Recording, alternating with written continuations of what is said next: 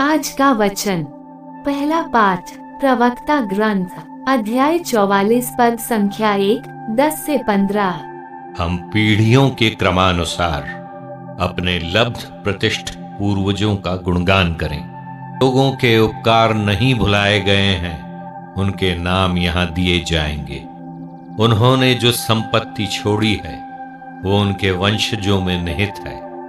उनके वंशज आज्ञाओं का पालन करते हैं और उनके कारण उनकी संतति भी, उनका वंश सदा बना रहेगा और उनकी कीर्ति कभी नहीं मिटेगी। उनके शरीर शांति में दफनाए गए और उनके नाम पीढ़ी दर पीढ़ी बने रहेंगे।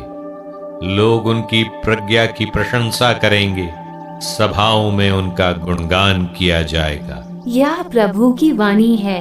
सुसमाचार संत मत्ती अध्याय 13 पद संख्या 18 से 23। अब तुम लोग बोने वाले का दृष्टांत सुनो।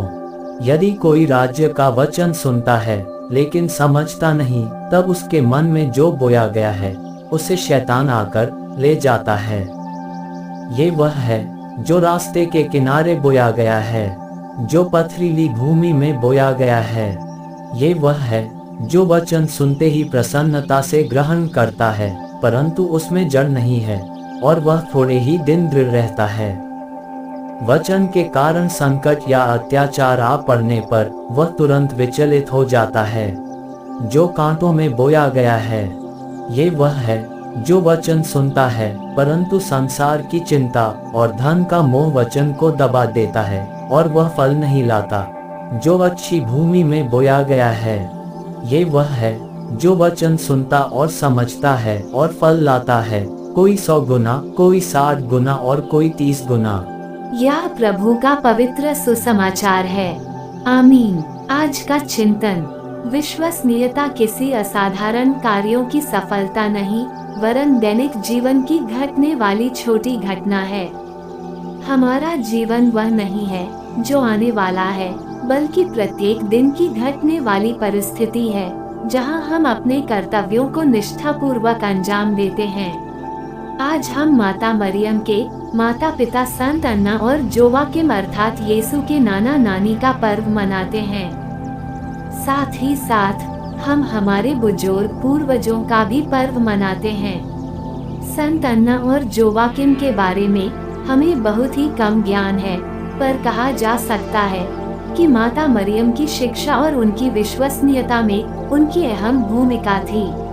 रोमी साम्राज्य के पृष्ठभूमि के आधार पर उनकी दिनचर्या के बारे हमें अवश्य ही मालूम है। ऐसी परिस्थिति में अवश्य ही संत अन्ना और जोवाकिम ने मरियम को कुछ छोटी जिम्मेदारी देकर यह अवश्य ही सिखलाया होगा कि निष्ठा क्या होती है। इसलिए तो मरियम ने ईश्वर की बुलाहट को सहजता से स्वीकार किया तथा अपने जिम्मेदारियों के प्रति निष्ठावान बनी रही, और ठीक मरियम ने भी यीशु को भी वैसा ही करना सिखलाया। आज माता कलीसिया इस पर्व को मनाते हुए इसलिए पूर्वजों को याद करती है जिन्होंने हमारी शिक्षा दीक्षा में हमारा योगदान दिया है। हमें भी इसलिए कृतज्ञता पूर्वक अपने बुजुर्गों की सेवा का निमंत्रण दिया जाता है। आमीन।